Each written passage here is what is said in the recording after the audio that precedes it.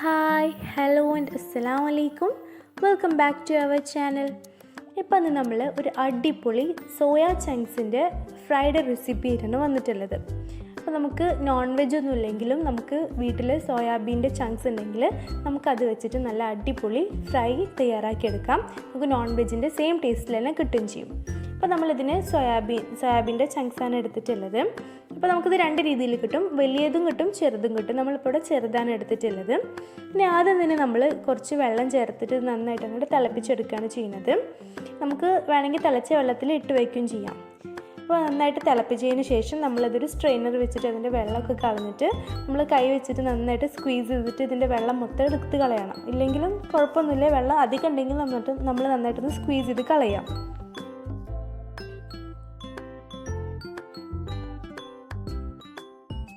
ഇനി നമുക്ക് ഇതിലേക്കുള്ള സിമ്പിൾ മസാല എങ്ങനെ തയ്യാറാക്കാൻ നോക്കാം. അപ്പോൾ ആദ്യം തന്നെ ഒരു ബൗൾ വെച്ചിട്ട് നമ്മൾ അതിലേക്ക് ഒരു 2 ടേബിൾ സ്പൂണോളം മുളക് പൊടിയാണ് ചേർക്കുന്നത്.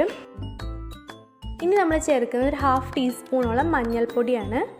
പിന്നെ വേണ്ടത് ഒരു 1/4 ടീസ്പൂണോളം കാശ്മീരി ചില്ലി, അത് നമ്മൾ കളറിന് പകരം ചേർക്കുന്നതാണ്. പിന്നെ നമ്മൾ 1 ടീസ്പൂണോളം കോൺഫ്ലവർ ചേർക്കുന്നുണ്ട്. ഒരു പ്രത്യേക എന്താ പറയുക, ക്രിസ്പിനെസ് കിട്ടാൻ വേണ്ടിയിട്ടാണ് അത് ചേർക്കുന്നത്. ഇനി നമ്മൾ ചേർക്കുന്നത് ഗരം മസാലയാണ്. ഗരം മസാല ഒരു 1/4 ടീസ്പൂണോളം ചേർക്കുന്നുണ്ട്. നമ്മൾ വീട്ടിൽ തന്നെ പ്രിപ്പയർ ചെയ്തതാണ്. ഇതിൻ്റെ ഡീറ്റെയിൽ റെസിപ്പി നമ്മൾ ചെയ്യുന്നുണ്ട്. ഇനി നമ്മൾ ആഡ് ചെയ്യുന്നത് കുരുമുളക് പൊടിയാണ്. കുരുമുളക് പൊടി 1 ടീസ്പൂണോളം കുരുമുളക് പൊടി ചേർക്കുക. പിന്നെ 1 ടീസ്പൂണോളം മീറ്റ് മസാല ചേർക്കുന്നുണ്ട്. മീറ്റ് മസാല ഓപ്ഷണലാണ്. അത് മീറ്റ് മസാല ചേർത്ത് കഴിഞ്ഞാൽ നല്ലൊരു ഫ്ലേവറും ടേസ്റ്റാണ് കിട്ടുന്നത്. ഇനി നമ്മൾ ഇതിന് പാകത്തിനുള്ള ഉപ്പ് കൂടി ചേർത്തിട്ട് ആവശ്യത്തിന് കറിവേപ്പില കൂടി ഇട്ട് കൊടുക്കാം. കറിവേപ്പില നല്ലൊരു ടേസ്റ്റാണ് നമ്മുടെ ഈ ഒരു ഫ്രൈക്ക് കൊടുക്കുന്നത്.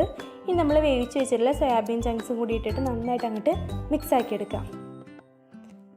മിക്സാക്കുമ്പോൾ നമ്മൾ കൈ വെച്ചിട്ട് തന്നെ മിക്സാക്കി എടുക്കുക.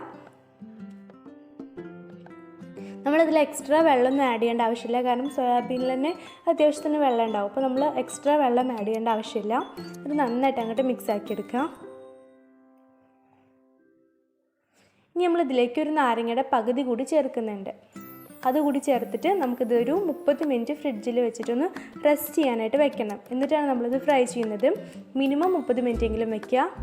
നമ്മൾ മസാല ഇതിൽ നല്ലോണം പിടിച്ചാൽ ഇത് ഫ്രൈ ചെയ്തതിന് ശേഷം നല്ല ടേസ്റ്റായി കിട്ടുള്ളൂ. അപ്പോൾ നമ്മൾ അത്യാവശ്യം മസാല ഒക്കെ പിടിച്ചിട്ടുണ്ട്. നമ്മൾ 30 മിനിറ്റോളം ഫ്രിഡ്ജിൽ വെച്ചിട്ടുണ്ട്. ഇനി നമ്മളിതിന് ഒരു സ്റ്റെപ്പ് കൂടിയുണ്ട്. നമ്മളിതിലേക്കൊരു മുട്ട കൂടി ചേർക്കുന്നുണ്ട്. നമ്മൾ ഫ്രൈ ചെയ്യണതിൻ്റെ ഒരു തൊട്ട് മുന്നായിട്ട് തന്നെ നമ്മളിതിലേക്ക് മുട്ട ചേർത്താൽ മതിയാവും. ആദ്യം തന്നെ മുട്ട ചേർത്ത് കഴിഞ്ഞാൽ ഒരുപാട് അങ്ങോട്ട് വെള്ളമായിട്ട് പോകും. അപ്പോൾ നമ്മൾ ഫ്രൈ ചെയ്യുന്നതിൻ്റെ തൊട്ട് മുന്നേ മുട്ട ചേർക്കുകയാണെങ്കിൽ ഒന്നും കൂടി നന്നായിരിക്കും. ഒരു മുട്ട ചേർത്താൽ മതി. ഇനി നമുക്ക് വെളിച്ചെണ്ണയിലാണിത് ഫ്രൈ ആക്കുന്നത്.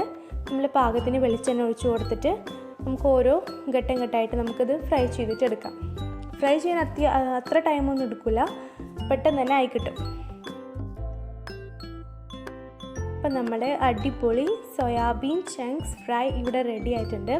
ഞാൻ പറഞ്ഞ പോലെ നോൺ വെജ് ഒന്നും ഇല്ലെങ്കിലും നമുക്ക് സോയാബീൻ്റെ ചങ്ക്സ് വീട്ടിലുണ്ടെങ്കിൽ നമുക്ക് ഇത് സിമ്പിളായിട്ട് തന്നെ ഉണ്ടാക്കാൻ പറ്റും. സിമ്പിൾ മസാലയാണ്, നല്ല ടേസ്റ്റി ആയിട്ടുള്ള മസാലയാണ്. ഈ മസാലയിൽ നമുക്ക് നോൺ വെജിലേക്കും അപ്ലൈ ചെയ്യാം കേട്ടോ. ചിക്കൻ ആണെങ്കിലും എന്താണെങ്കിലും നമുക്ക് ചിക്കൻ ഫ്രൈ ചെയ്യാനൊക്കെ നമുക്ക് ഈ ഒരു മസാലനെ യൂസ് ചെയ്യാം. ഇത് ലാസ്റ്റ് നമ്മൾ ഇങ്ങനെ മുളക് ഫ്രൈ ചെയ്തും കൂടി വെക്കുകയാണെങ്കിൽ നല്ലൊരു ടേസ്റ്റാണ് കൊടുക്കുന്നത്. അപ്പോൾ എല്ലാവരും എന്താണെങ്കിലും ട്രൈ ചെയ്തിട്ട് നിങ്ങളുടെ ഫീഡ്ബാക്ക് അറിയിക്കാം. Thank you.